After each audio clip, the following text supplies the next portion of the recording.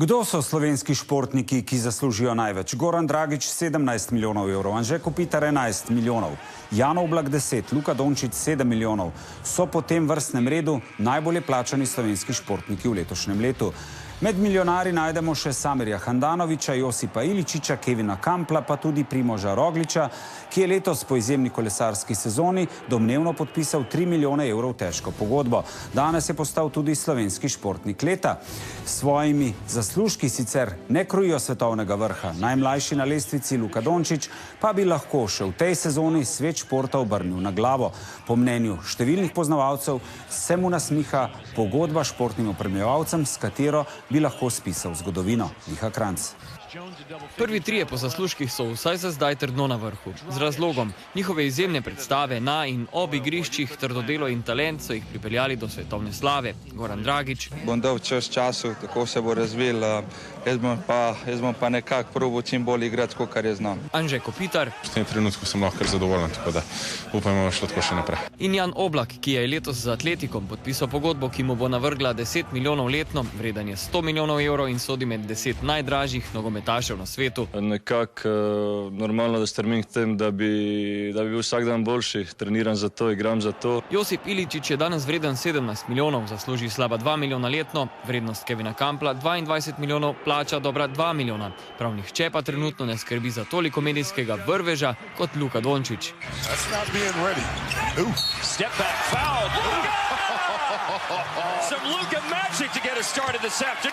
Ogromno športnikov imamo, ki so močne blagovne znamke, ampak realno se mi zdi, da vendarle nihče ni blizu po tem učinku v tem trenutku, kot je potencialo, kot ga ima Luka Dončić. Peterico najbolje plačanih zaokrožuje Samir Handanović, ki letno zasluži 3 milijone evrov, Dragič 17, Kopitar 11, Oblak 10, Dončić 7,3.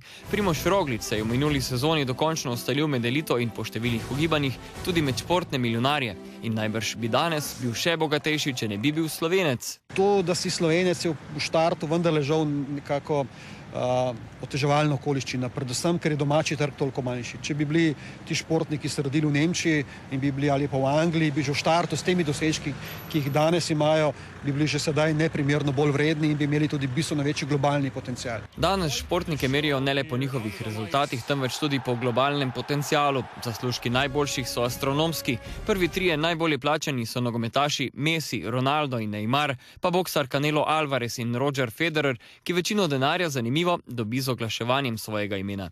Prvih 10 športnikov zaokrožujejo najbolj prominentni košarkarji v ligi NBA, LeBron James, Steph Curry in Kevin Durant, ki več kot polovico denarja prejmejo od pogodb z opremljevalci športnih copat.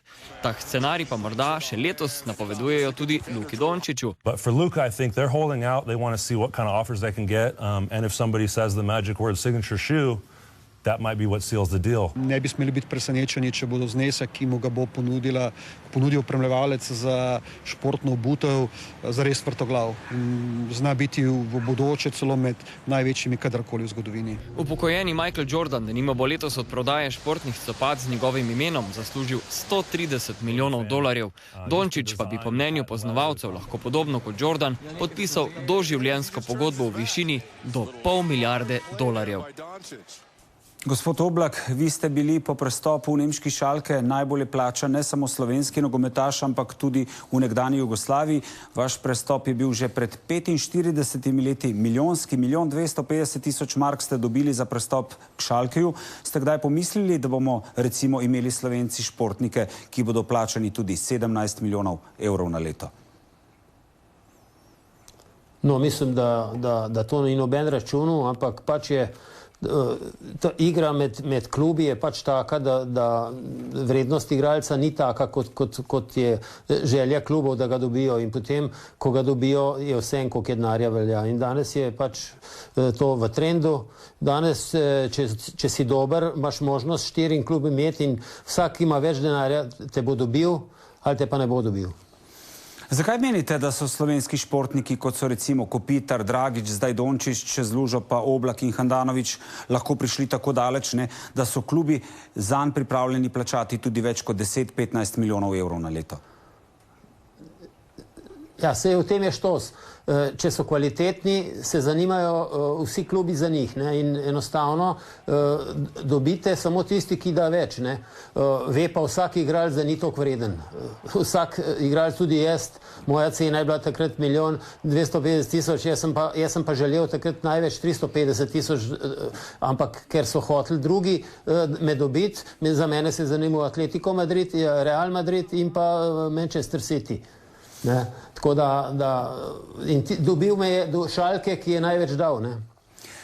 Vi ste bili leta 1977 najbolj plačan slovenski športnik. Ne zaslužili ste 1 milijon mark in 250 000 evrov.